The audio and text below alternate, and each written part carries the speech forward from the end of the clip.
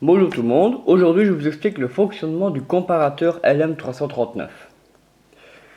Au sommaire de cette vidéo, je vous expliquerai premièrement le fonctionnement du montage ici présent que je vous ai présenté lors des deux dernières vidéos. Et deuxièmement, je vous ferai une petite démonstration de ce circuit pour vous montrer donc son fonctionnement.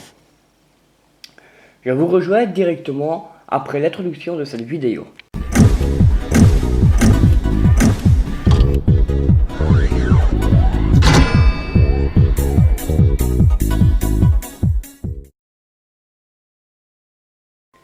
Voici le schéma de ce circuit. Mais avant de vous parler du fonctionnement à proprement parler du montage représenté par le schéma ici, je vais vous parler tout d'abord un tout petit peu du LM339. Qu'est-ce que c'est donc ce composant? Le LM339, c'est un circuit intégré qui contient 4 comparateurs de tension. Ceux-ci vont comparer la tension présente donc à ces deux entrées pour ainsi définir un état de sortie. Dans ces deux entrées, il y a une entrée inverseuse et une entrée non inverseuse. Une entrée donc aura une tension de référence et l'autre entrée aura une tension variable. C'est cette tension de référence qui servira entre guillemets de frontière entre la sortie de niveau bas ou haut, et si elle est appliquée à l'entrée inverseuse, la sortie sera placée donc à un niveau haut si la tension variable est plus élevée que la tension de référence. Contrairement, si cette tension de référence est appliquée à l'entrée non inverseuse, la sortie sera placée à un niveau bas si la tension variable est plus importante que la tension de référence. Un potentiomètre est ici utilisé, je veux dire, en pont diviseur de tension pour être donc le potentiomètre ici est utilisé en pont diviseur de tension pour fixer donc cette tension de référence. En rapprochant la tension variable, donc nous avons la tension variable issue du potentiomètre ici.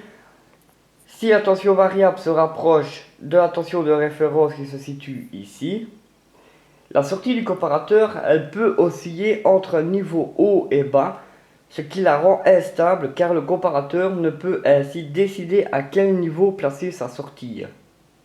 Pour remédier à cela, il va donc falloir procéder à une contre-réaction, tout simplement en injectant le signal de sortie.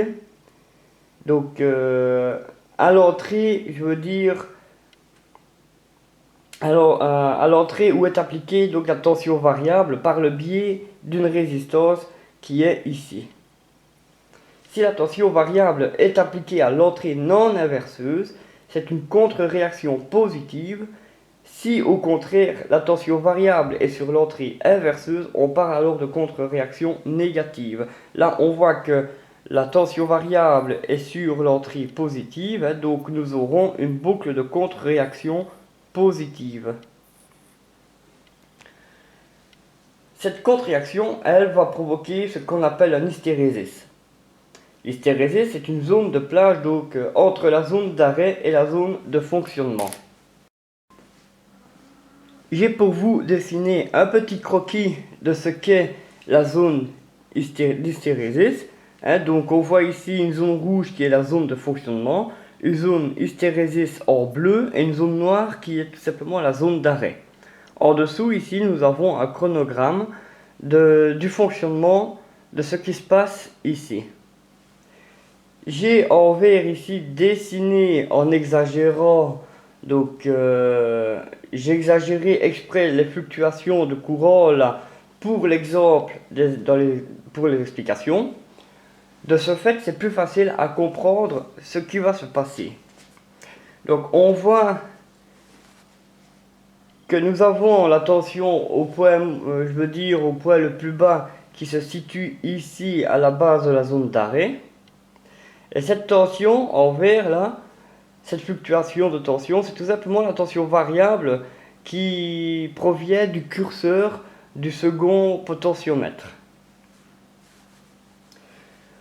En montant la tension de ce potentiomètre, avec ce potentiomètre, pardon, ben, tout simplement, tant que nous ne dépassons pas donc cette zone d'arrêt, on voit que rien ne se passe jusqu'au moment où cette tension va arriver dans la zone d'hystérésis à la frontière entre cette zone-ci d'hystérésis et la zone de fonctionnement. Et là, à ce moment-là, nous aurons la sortie qui va basculer dans son état de fonctionnement, car tout ce qui est en dessous, la sortie est dans son état bas, donc son état d'arrêt. Et ici, à partir de là, la sortie change d'état pour se positionner au niveau haut. Nous continuons donc ainsi, dans l'exemple ici, à monter la tension. On voit qu'ici, elle touche la frontière de la zone de fonctionnement et de l'hystérésis, mais l'état de sortie du comparateur ne basculera pas, car il est justement dans cette zone, cette plage d'hystérésis, qui fait que qui permet à la sortie de rester inchangée tant qu'elle ne dépasse pas la frontière, je veux dire, de l'autre extrémité, quoi. Donc le courant, il repasse ici dans la zone de fonctionnement et il descend d'un coup en traversant toute la zone d'hystérésis pour venir rejoindre la zone d'arrêt. Et c'est à ce point-là que la sortie va basculer pour se retrouver de l'état haut à l'état bas. Et on voit que ici la tension redescend jusqu'au point, je veux dire, le minimum de fonctionnement.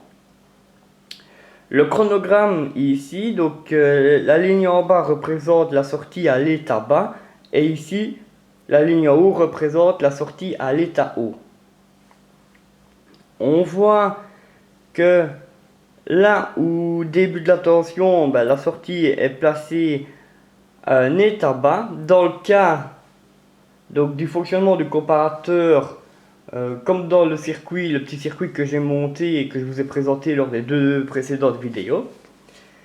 Une fois que la tension arrive dans la zone d'hystérésis, la sortie reste inchangée car on voit qu'ici elle est toujours à l'état bas. Mais dès que cette tension va dépasser cette zone d'hystérésis, là à ce moment-là la sortie elle va basculer ici de l'état bas à l'état haut, ce qui veut dire que le comparateur est en mode de fonctionnement et donc je veux dire, cette sortie restera à l'état haut jusqu'à temps que la tension redescend en dépassant toute la zone d'hystérésis pour rejoindre la zone d'arrêt ici. Et à ce moment-là, à ce point-là, on voit que au chronogramme, la sortie rebascule à nouveau pour redescendre à un niveau bas ici. Et ainsi de suite. Donc, tant que la tension, on va dire par exemple dans l'exemple que la sortie est placée à un niveau bas, ici, la tension quand elle va arriver dans la zone d'hystérésis, la sortie restera inchangée et donc sera toujours à l'état bas, mais basculera à l'état haut qu'une fois que la tension aura traversé toute cette zone d'hystérésis pour rejoindre la zone de fonctionnement. C'est pareil dans l'autre sens.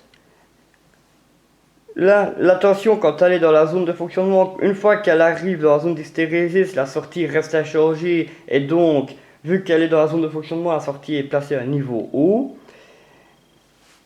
Cette sortie à niveau haut basculera vers le niveau bas qu'une fois cette tension aura traversé toute cette zone d'hystérésis pour redescendre au niveau de la zone d'arrêt.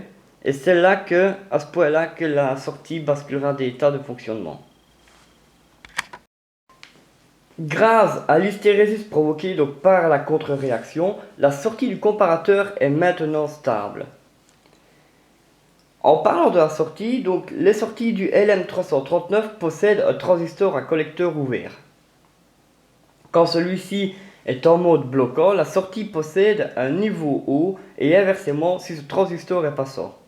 Ainsi, il faut raccorder donc une résistance pull-up à la sortie, donc la résistance pull-up qui se situe ici. Sinon, donc, s'il n'y a pas cette résistance, le comparateur ne fonctionnera pas. Attention cependant à ne pas utiliser une résistance pull-up là de trop faible valeur, car le comparateur ici absorberait une trop forte intensité, ce qui aurait comme risque de le griller. Cette résistance pull-up dépendra donc de ce que doit piloter le comparateur, et celui-ci ne peut absorber un courant de 20 mA maximum. Ici on voit que le comparateur doit piloter tout simplement une LED. Nous sommes sur une alimentation en 9 volts, donc une résistance de 470 ohms suffit largement pour faire passer du 20 mA maximum dans le circuit. La résistance pull-up peut être par exemple alimentée donc, par une alimentation autre que celle du comparateur, mais il est impératif que ces deux alimentations partagent donc le même potentiel de masse. Donc ce qui veut dire, cette résistance pull-up peut être alimentée par une alimentation autre que celle qui alimente le comparateur ici, mais le positif des deux alimentations se doivent alors d'être raccordés l'une ensemble de façon à obtenir une masse commune pour avoir un bon fonctionnement au niveau du comparateur. Petite précision aussi sur la tension d'alimentation du LM339.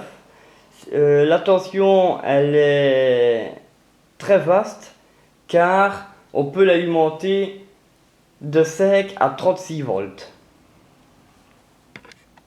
Je passe maintenant aux explications avec le schéma de ce circuit.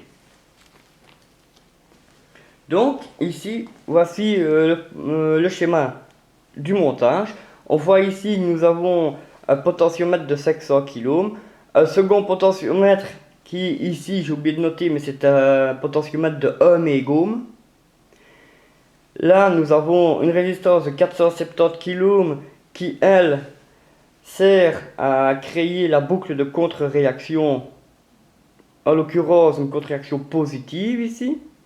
Là nous avons une LED verte, une résistance pull-up là de 470 ohms.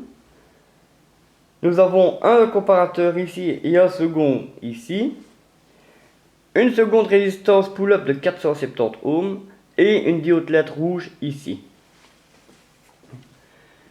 Le potentiomètre ici va servir à fixer via son curseur la tension de référence qui se situe au niveau de l'entrée inverseuse du comparateur ici.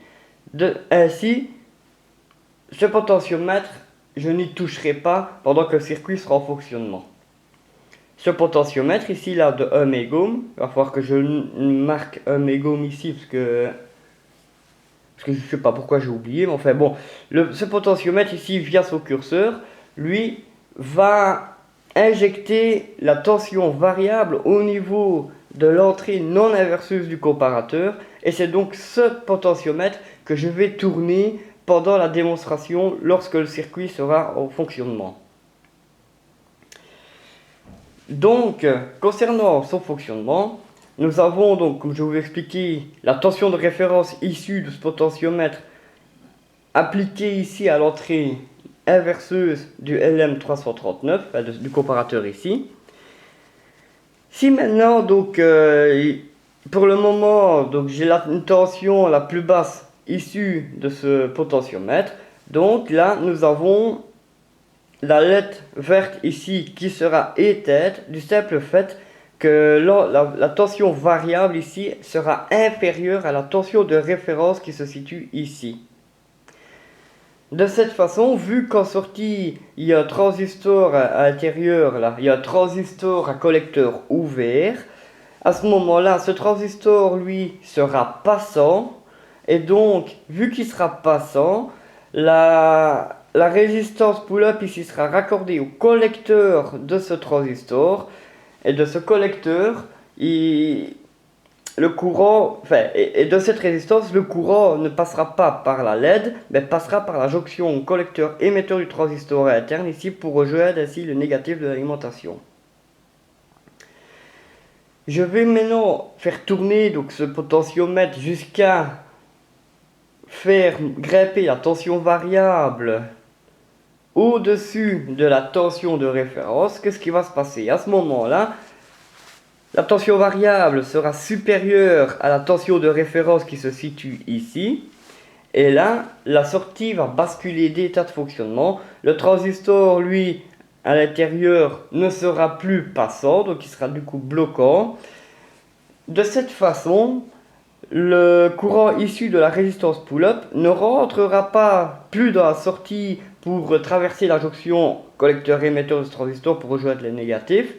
Il viendra à ce moment-là, le courant traverser la LED verte ici, ce qui aura pour conséquence de l'allumer.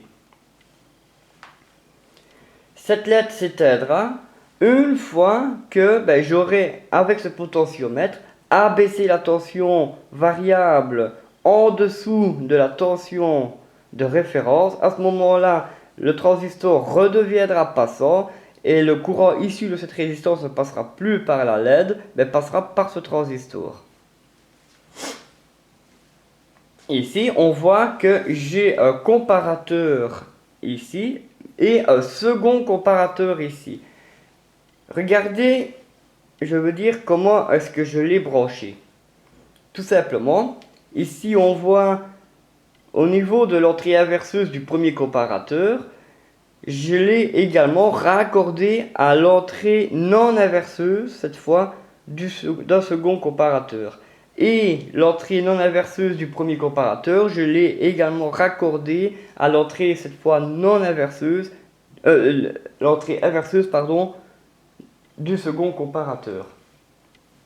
De cette façon, quand la tension variable est inférieure à la tension de référence, donc nous avons vu que cette LED-ci est éteinte, mais vu que les entrées ici sont tout simplement inversées, là à ce moment-là nous avons une sortie à l'état haut, ce qui fait que la LED rouge ici est allumée. Quand je fais grimper la tension variable au-dessus de la tension de référence, à ce moment-là, j'ai la LED ici, la LED verte qui est allumée, mais vu que les entrées ici sont inversées, là la sortie bascule à un niveau bas, ce qui fait que cette LED-ci, la rouge ici, s'éteint et au plus aucun courant ne peut la passer, quoi. De cette façon, nous pouvons voir que en inversant simplement les sorties, les entrées, on peut avoir l'effet, contraire d'un comparateur à l'autre. Donc, en tournant le potentiomètre, par exemple, quand cette LED-ci est allumée, celle-ci est éteinte. Et quand cette LED-ci est éteinte, c'est celle-ci alors qui est allumée. Donc voilà pour ce qui est du fonctionnement du LM339. Je vais maintenant passer à la démonstration du petit circuit que je vous ai présenté. Avant de passer à la démonstration du circuit, j'ai oublié de vous montrer donc le schéma d'implantation du circuit que je vais vous présenter. Et donc ici nous avons le LM339 qui est un circuit intégré à 14 broches, et on voit que j'utilise deux comparateurs ici. Là nous avons la LED rouge, la LED verte, une résistance de 470 ohms, une seconde résistance de 470 ohms, la résistance de contre-réaction ici de 470 kΩ, un potentiomètre de 500 kΩ, un second ici que j'ai oublié de noter aussi qui est de 1 mégohm. Et voilà, donc qu'est-ce qui différencie des autres schémas d'implantation que je vous ai présentés jusqu'à maintenant? Tout simplement, la couleur de la connexion ici. On voit que j'ai fait une connexion de couleur verte. Pourquoi? Tout simplement, donc les connexions, comme je vous ai dit, tous les traits bleus et tout ça, c'est ce qui se retrouve au niveau de côté soudure et c'est tout simplement le routage des pistes. Mais on voit ici que pour raccorder la pin 4 et 7 du LM339, si je le fais côté soudure, ben, je vais ne pas savoir éviter la piste qui se situe ici. Et donc, la piste ici va toucher obligatoirement celle-ci. Ce que je ne recherche pas. Donc, si j'ai fait un trait vert, c'est parce que tout simplement, cette connexion, ben, je dois la faire passer du côté des composants, donc côté au-dessus de la carte. De cette façon, ben, je peux faire librement mon pontage en faisant la connexion à la pin 4 et à la pin 7, tout simplement. Donc, comme vous l'avez deviné, dans mes schémas, j'utilise un code couleur, à savoir le bleu pour tout ce qui est trait de connexion et tout ça, le rouge qui est pour moi la couleur des composants, le noir qui est la couleur pour tout ce qui est annotation, donc ici on voit 470, lettres rouges et tout ça, ça c'est écrit en noir, et ici le vert sera utilisé dans le cas des schémas d'implantation s'il faut faire une connexion de l'autre côté de la carte, côté composant. Voici donc le circuit que je vais mettre sous tension pour vous proposer donc, la démonstration de celui-ci. Donc, ici, on voit, nous avons notre lettre rouge, notre lettre verte. Nous avons nos deux résistances ici, pull-up. Ici, nous avons la résistance de contre-réaction positive. Nous avons le potentiomètre ici qui fixe la tension de référence au niveau de l'entrée inverseuse du premier comparateur.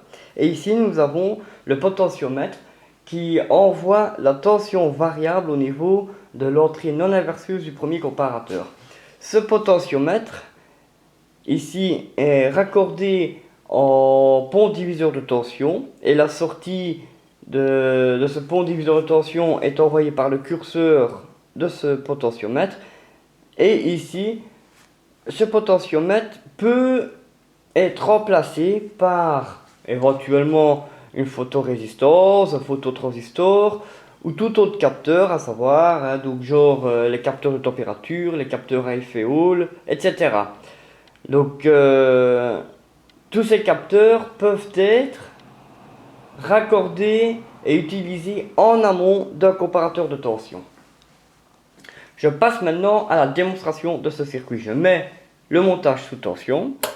Là, on voit que la LED verte ici est allumée car la tension variable injectée par ce potentiomètre est supérieure à la tension de référence issue de ce potentiomètre. Je vais baisser la tension variable pour la descendre en dessous de la tension de référence qui est ici, en tournant donc ce potentiomètre vers la gauche. Et à un certain moment, la LED verte va s'éteindre et c'est la rouge ici qui s'allume. Quand je tourne le potentiomètre ici vers la droite, là je fais grimper la tension variable en la rapprochant de la tension de référence ici. Donc je tourne vers la droite. Et une fois que cette tension variable va passer au-dessus de la tension de référence, à ce moment-là, la lettre rouge elle s'éteint et c'est la verte qui s'allume. Je peux continuer à tourner le potentiomètre vers la droite. Là, c'est la lettre verte qui restera allumée. Voilà, là je suis à fond vers la droite. Quand je redescends la tension en tournant dans l'autre sens, c'est la rouge qui va s'allumer et la verte s'éteindre. Donc, voilà.